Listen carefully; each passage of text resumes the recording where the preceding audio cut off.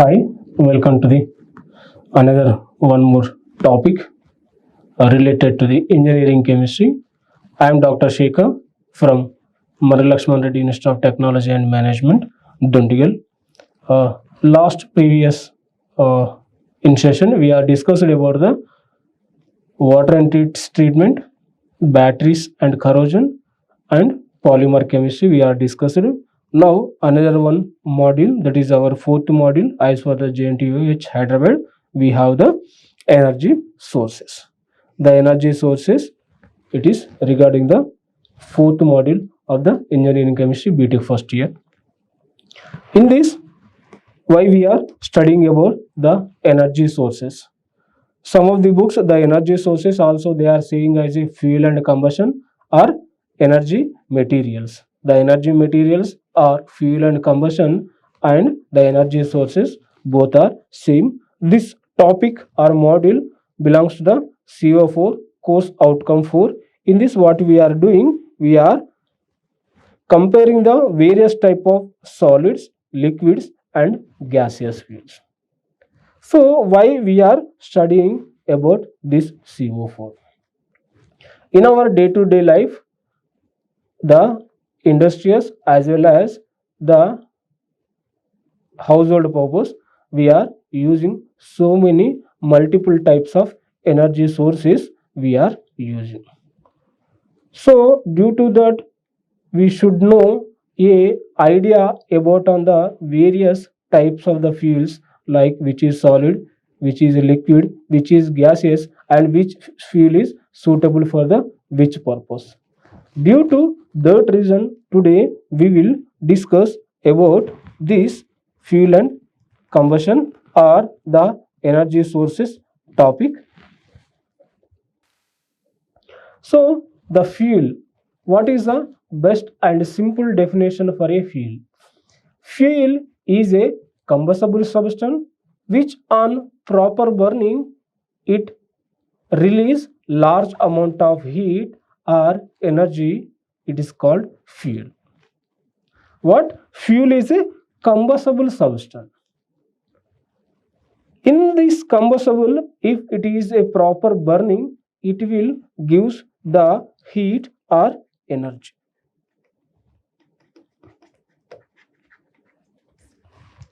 Heat or energy.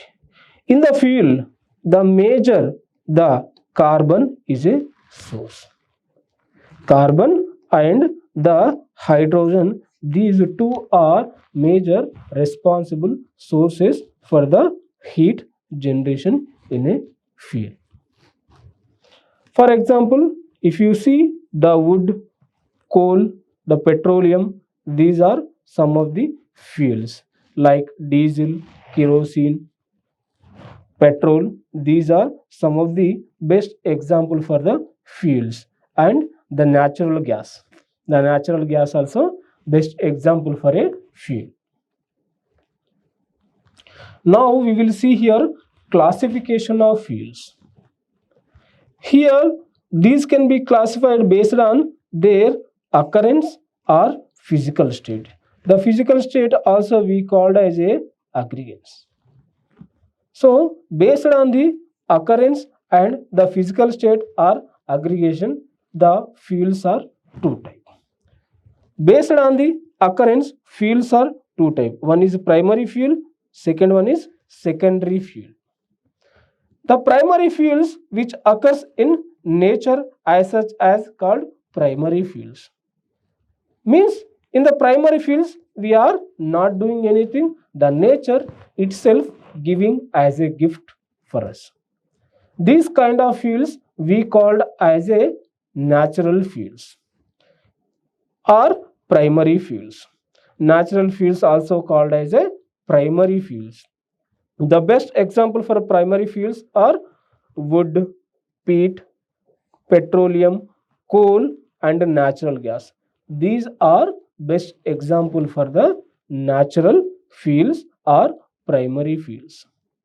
The second type of the fuels are secondary fuels. Secondary fuels are artificial fuels. Secondary fuels are artificial fuels. These fuels are the fuels which are derived from the primary fuels by further chemical processing are called secondary fuels. Means these secondary fuels we are extracting, we are getting from the primary fuels. In the primary fuels, what we are doing some chemical processing. By doing the chemical processing, we are removing the unwanted byproducts from the primary fuels. Then we are getting our desired product, that is secondary fuels or artificial fuels. Based on physical state or aggregation, the fuels are again classified into three types. One is solid fuel, second one is secondary fuels, third one is gaseous fuels. But if you see in first classification based on the occurrence, these two types, primary fuels and secondary fuels. In the primary fuels, what we are already explained, the wood, peat, coal, petroleum, gas. And if you see the wood and peat and coal, they are solids. And the petroleum comes under liquid, and the natural gas comes under gas, air. So these primary and the secondary fuels combination again we are studying in the case of physical state. When we are seeing a fuel, the fuel maybe it is a solid or liquid or gas. Based on the physical state, again we are talking here one more classification. Based on the physical state, the fuels are three types. One is solid fuels, second one liquid fuels, the third one is gaseous fuels. In here, for solid fuels, the best example wood, peat, lignite. These are solid when we are seeing in physical state. And coming to the liquid fuels, the crude oil, the Thar, diesel, petrol, these are the liquids in their physical state. And coming to the natural gas and coal gas, the gas means air. They are in gaseous forms. So based on the occurrence and physical state, it is a classification.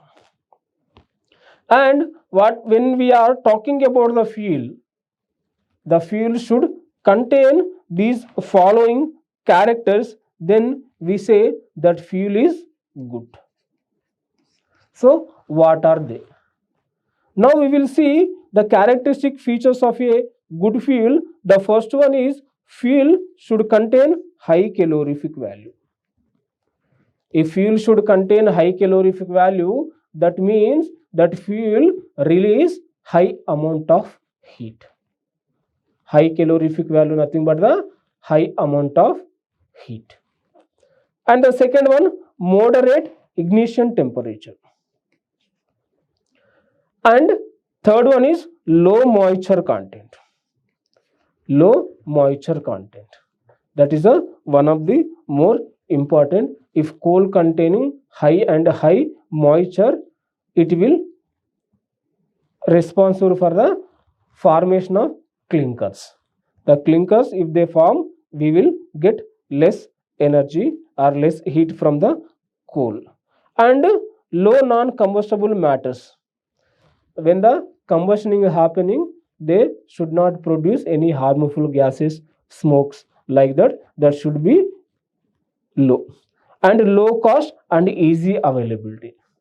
In the transportation, that should be user friendly and it should be readily available and easy to transport, and it should not release any harmful gases like that. So many other characters also we have. If a fuel containing these following characters, that fuel we call as a good fuel. That is a usable for the industrial as well as household purpose. It is to get a rough idea about the fuels. It is a classification of the fuels. The fuels are again classified into primary fuels and secondary fuels. Already we discussed. In these primary fuels, again we have solid fuels, liquid fuel and gaseous fuels. And here also in secondary fuels, we have the solid fuels, liquid fields and gaseous fields. It is one of the best pictorial diagram to understand the classification of fields. In this, to explain, I am taking one of the example as a one of the solid fields.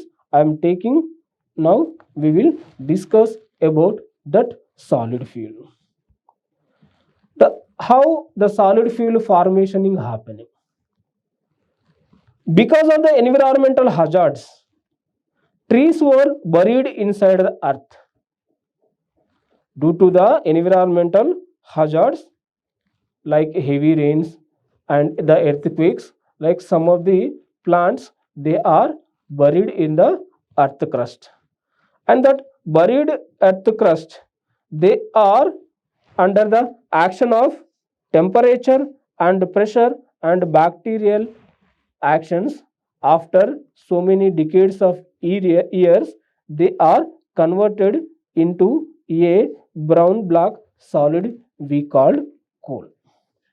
Means to get the coal from the earth crust, minimum the thousands of years it should take to convert the plant or the plant debris to the coal. Now here these are the coal, coke, peat. These are some of the solid fields example. Now we will take coal as our best example. In this process, the formation of coal we call coalification process.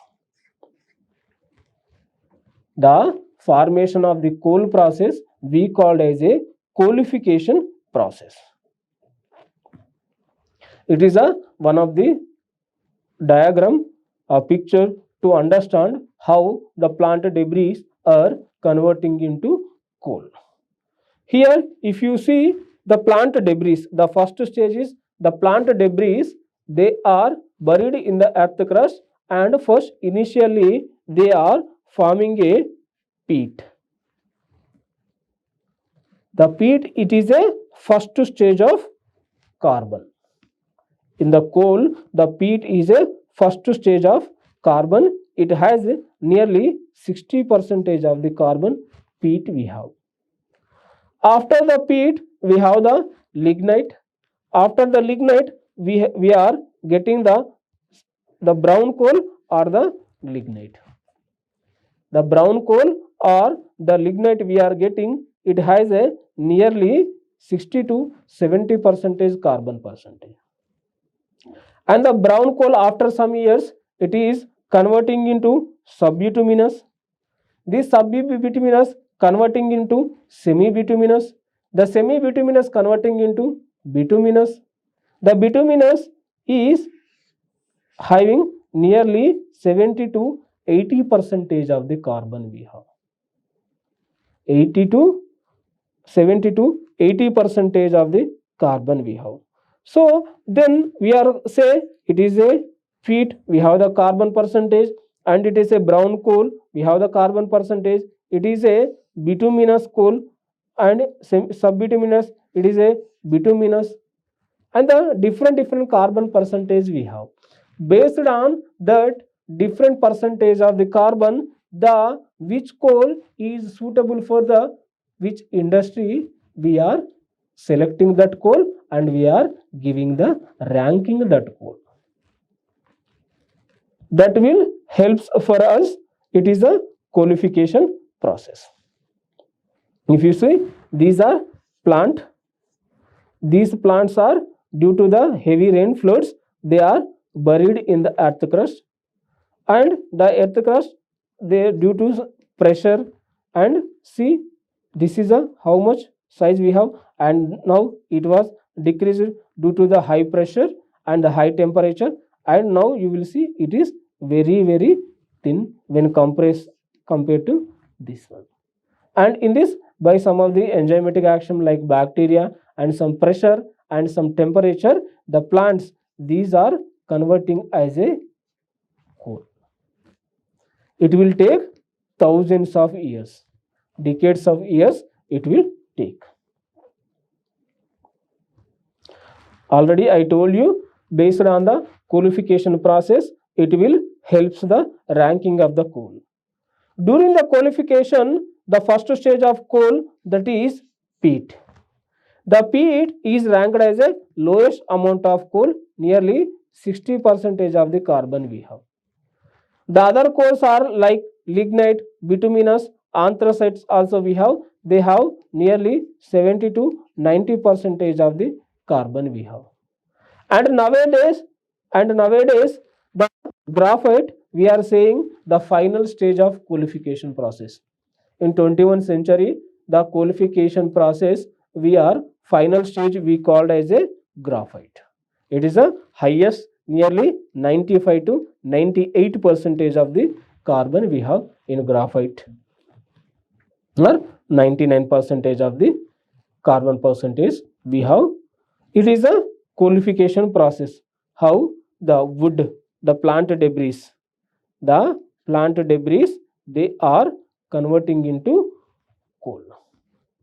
Already we said it has a 60% carbon, it has a 70% carbon, it has a 70 to 80% carbon, it has a 80 to 99% of the carbon we have. And here the very much more interesting topic about the analysis of coal. Primarily we are seeing the introduction about the types of coal and classification of coal. Now we will see the analysis of coal. Why we are doing this analysis? To rank that coal. What is the use of? Already we know different type of the coals we have. So the different type of the coals where we can use. So that for we are doing analysis of coal we are doing. And this analysis again two type. One is proximate analysis, second one is ultimate analysis. One is proximate analysis, the second one is ultimate analysis. The proximate analysis also called as a quantitative analysis, and the ultimate analysis also called as a qualitative analysis. Qualitative analysis. In the proximate analysis, now we will discuss about the proximate analysis. In the proximate analysis, especially what we are discussing in this, the first we are discussing about the percentage of the moisture we are discussing, and the second one percentage of the volatile matters we are discussing. The third is percentage of the ash we are discussing, and the fourth one is fixed carbon percentage also we are discussing in the proximate analysis. To know the percentage of the moisture, we will discuss. To know the percentage of moisture, what we are doing, a known mass of finely powdered air dried coal is taken in a silica crucible, and that silica crucible we are heating in a muffle furnace above the 100 degrees centigrade. On that time, what will happen? If the coal contain any moisture, it was evaporating from the coal. When that process is happening, the coal may be lost some weight. So for that, this kind of formula we are using to find out the moisture percentage in a coal. What is that? The percentage of moisture is equal to loss of weight of coal by weight of coal taken into 100. Means before heating how much of coal we have, that we called as a coal taken, and after the heating how much loss of coal, by that we are known the percentage of the moisture. Like that, another one is volatile matter. The second one is percentage of the volatile matter. The moisture removed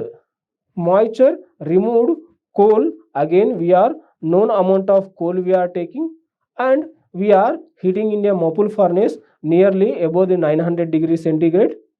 Then we are removing the volatile matters from that coal. Again, to know the volatile matter percentage, we are using this formula. percentage of volatile matters is equal to loss weight of coal by volatile matters by weight of coal taken into 100. It is also same like initially how much 1 gram of coal we have to, and after removing of volatile matters how amount of weight coal we have, then we know by this formula. And after that the removed moisture and volatile matter, the coal is subjected to undergo the ash content. In the ash content also simply what we are doing, the known amount of coal we are taking and above the 700 degree centigrades in a muffle furnace we are burning that coal. The coal is undergoing in burning process, in combustion process, and we are getting finally as a ash. And to find out that ash percentage also, percentage of the ash is equal to mass of ash and weight of the coal taken into 100. Means initially how much coal we are took and how much grams of ash we get. By known this value we are known about the percentage of the ash. And finally for the fixed carbon percentage. For the fixed carbon percentage, how we are getting? Simply the fixed carbon percentage is equal to 100% of total minus percentage of the moisture, our first one what we are discussed, plus percentage of the volatile matter, the second one what we are discussed, and percentage of the ash, that is third one. If these three are, we are addition club each other, and if we are subtracted in 100 we are getting the fixed carbon percentage. By doing this approximate analysis what we are getting? We are getting what is the significance? A rough and fair idea. A rough and fair idea we are getting about the coal to rank that coal.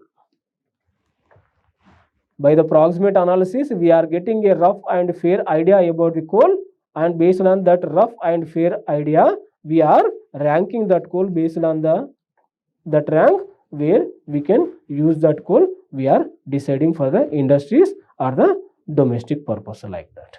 And what is the significance? What is the significance? If moisture percentage, it should be always low. To remove the formation of clinkers, if the coal containing low moisture, that is very good. And coming to the volatile matters, if the volatile matters also less, that is we consider as a very good coal. And the third one is ash. If the ash percentage also low, if the ash percentage also low, that is also very good for a fuel. And the fourth one, the fixed carbon. The fixed carbon, it should be high. The carbon percentage is high, that is a liberates, that will produce the high amount of heat. So because of that reason the fixed carbon percentage should be high. If this significance we have in a coal, that coal is we called as a good coal. Based on these parameters we are ranking a coal. It is about the proximate analysis. And also we called the proximate analysis is a quantitative analysis. Now the second type of the analysis, that is a qualitative analysis, we called as a ultimate analysis. In this ultimate analysis also what we are doing? We are doing percentage of the carbon and percentage of the hydrogen we are discussing, and the percentage of nitrogen we are talking, and third one the percentage of sulfur we are talking, percentage of sulfur we are talking, the fourth one percentage of ash we are talking, and the fifth one is oxygen, the oxygen percentage also we are talking in the ultimate analysis. Ultimate analysis, it is a elemental analysis of coal. This analysis includes percentage of carbon, hydrogen, oxygen, sulfur and nitrogen and also ash. These are we are discussing in this ultimate analysis. For that, initially we will discuss about that is the first one, that is nothing but the percentage of the carbon and hydrogen. Like what we are done for the moisture percentage, to know the moisture percentage, to know the volatile matters, here also what we are doing, a known mass of carbon we are taking and we are heating in the presence of oxygen,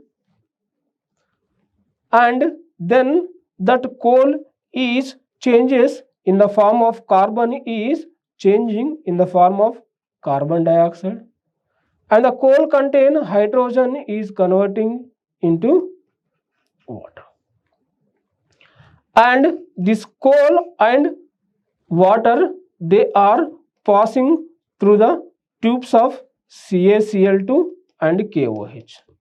That was we have written here, a known mass of carbon burned in the combustion apparatus in the current of oxygen, the carbon to change carbon dioxide and hydrogen is changed to hydrogen. The vapors of CO2 and H2O then passed through KOH and CaCl2 tubes.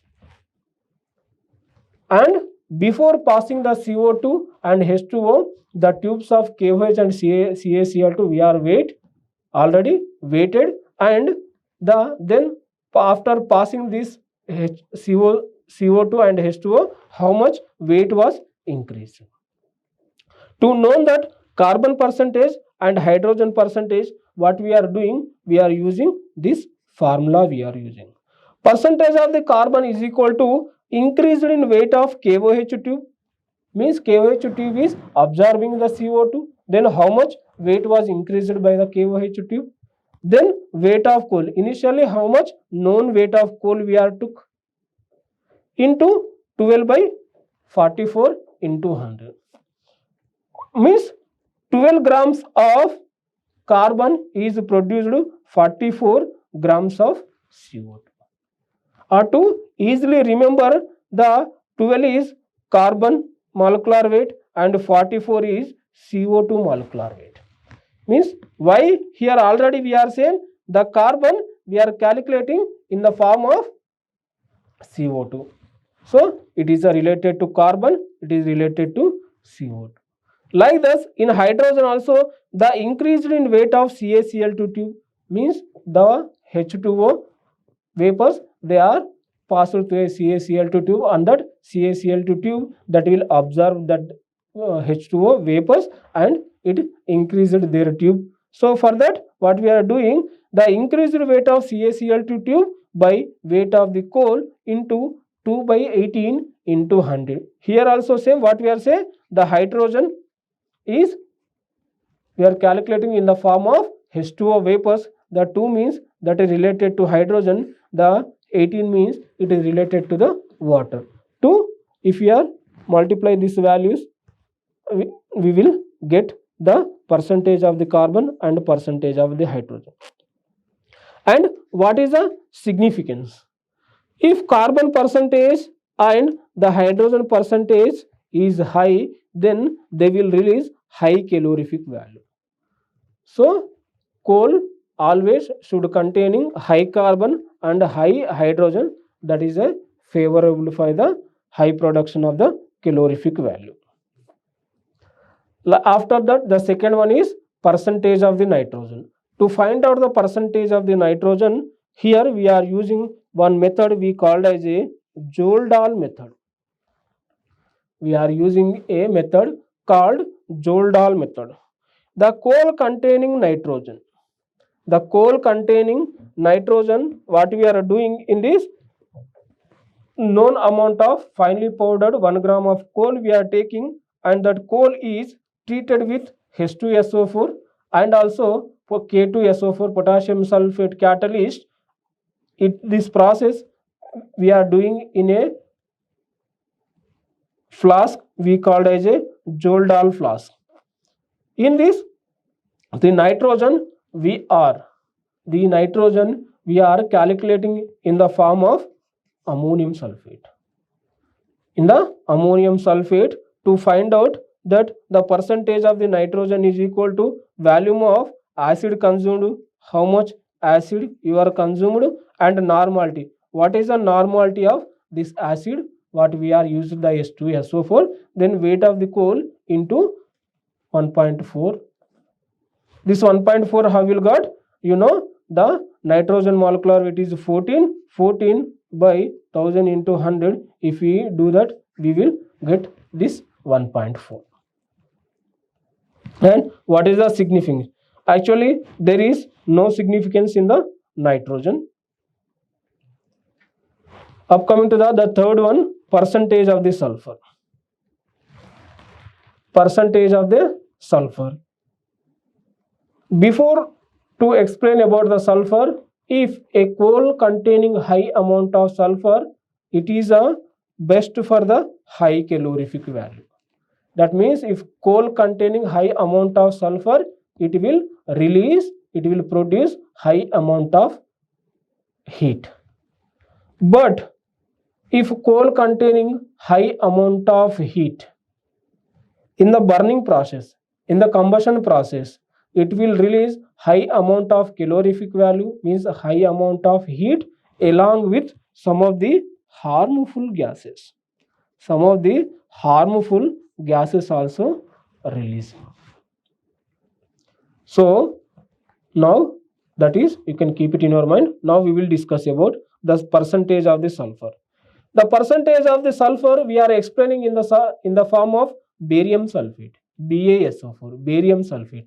Initially, coal containing sulfur we are treating with Na2CO3 and sodium carbonate and magnesium carbonate. The sodium carbonate and magnesium carbonate, when we are treated, they are converting into barium chloride. After that, the barium chloride, when we are treated with sulfates, it is forming a precipitate like barium sulfate. The barium chlorides, they are forming the precipitate of barium sulfate. So that sulfur percentage we are calculating in the form of barium sulfate. Now here percentage of the sulfur, how we are calculating the weight of the barium sulfate, how much precipitate, how much weight we are get, and weight of the coal initially how much we took, and 32 by 233 into 100. Here also same, like carbon, hydrogen, nitrogen, what we are calculated, here also the 32, it is a sulfur atomic weight or molecular weight, and the 233 is a barium sulfate molecular weight into 100. If you are doing this one, we are getting this percentage of the sulfur. Already we are saying the significance. Sulfur increase the calorific value. Sulfur increase the calorific value, but the production of combination of SO2 and CO3 have corrosive effect on equipments and the air pollution. These are the disadvantage we have. And the fourth one, percentage of the ash. How we are calculating the ash percentage in the proximate analysis. Here also same, we are calculating the percentage of ash is equal to weight of ash by weight of coal taken into 100. If you are doing that one, we are getting the how much ash percentage we are getting. And finally, for the oxygen. For the oxygen, to know the oxygen percentage is equal to oxygen percentage is equal to 100 minus percentage of the carbon and hydrogen, percentage of the nitrogen, percentage of the sulfur, and percentage of the ash. Initially, before what we are discussing about the 4 steps, they are all under here addition. After that, subtraction by the minus 100, we are getting the oxygen percentage. Here, what is the significance of oxygen? High oxygen coal contain high inherent moisture and low calorific value. It is a good quality of a coal. It is a good quality. If oxygen is high, it is helpful for the easy combustion process. This is about the proximate analysis and ultimate analysis. It is proximate and ultimate analysis. Why we are doing this analysis already we are discussed. By the proximate analysis, we are getting a rough and fair idea about the coal to rank that coal, and by the ultimate analysis we know the how much amount of oxygen is required for the 100% combustion of a fuel, means the rate balance equations the ultimate analysis will helps us. This is about the analysis of coal, one of the important to understand the solid fuel. And these are some of the reference books. These are modules or units we have in JN2H Hyderabad. We have this, and that we are discussing about the one of the fourth, the energy sources or fuels. And these are some of the reference books. If you have any further queries and detailed explanation, kindly you can go through these kind of textbooks. They will help you to understand the more about this topic. Thank you. We will meet in next session.